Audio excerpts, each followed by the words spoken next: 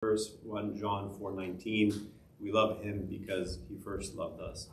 Also, in the same chapter, in 1 John 4, verse 10, St. John says, "And this is love, not that we loved God, but that he..." Kind of start with a meditation of on the seashore after the resurrection. The disciples encounter the risen Christ. And you know the dialogue that takes place in John chapter 20, I believe it is, where the Lord asks, often, in other words, if you love me, then you will serve my people, you will serve me, which is, I don't recall any other time in the Gospels where Jesus asked the disciples, "Do you love me?"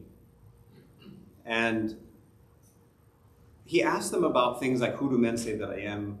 Right? He asked them questions about faith, about belief.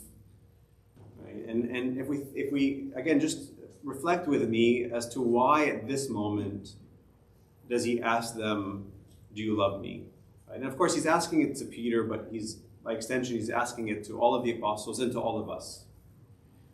And so why now, after the resurrection, does Christ ask Peter, and again, by extension, all of us, if he loves him?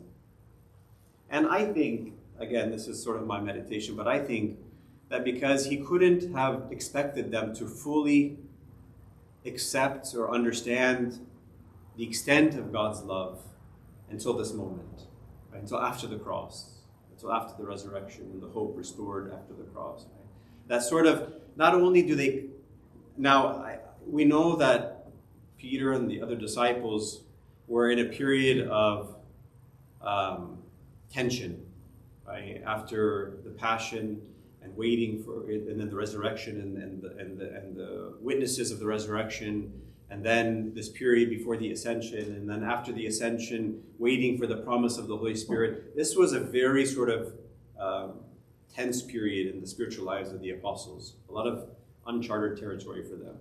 And but it's also a time where I imagine that they reflected a lot. They thought a lot about the events that had happened in their lives. They thought about what they left behind in their families and their fishing nets, and what it was like following the Lord, and the miracles and the casting out of the demons and the authority that they had when they preached, and of course the cross and the tomb, the empty tomb. I mean, it was certainly a time of very deep reflection for them. And that's, in that reflection, they probably began to, all of morality, spirituality, ethics, everything that is man's part in response to God's love is contained in that we love him. Right?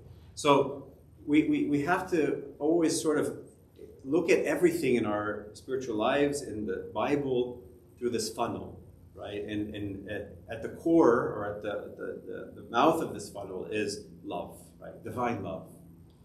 And so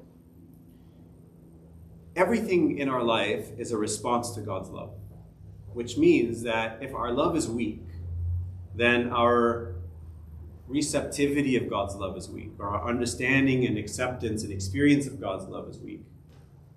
And the opposite is true. The more that we come to enter more fully and deeply into the experience of God's love for us, right, then by extension we are able to enter into that divine love and loving the Lord level. But the divine love is always a love of pure self-gift. And so the fact that God creates is already a sign of great love, because he doesn't need to create. He doesn't add anything to his nature by creating. And so his creating in and of itself is a manifestation to understand the world, because the world is his handiwork. So as one spiritual father said, God is never in competition with his creation. We shouldn't see sort of, again, this competition between God and creation, but we should understand creation in the light of God, in the image of this love, of creative love. But then love is also redemptive, right? Because we know that man, in consequence of the fall that we read about again in the opening chapters of Genesis, is not left sort of to his own demise, but God rescues him, he liberates him, he frees him from the predicament that he finds himself in, right? And so God goes to every possible length, to every possible measure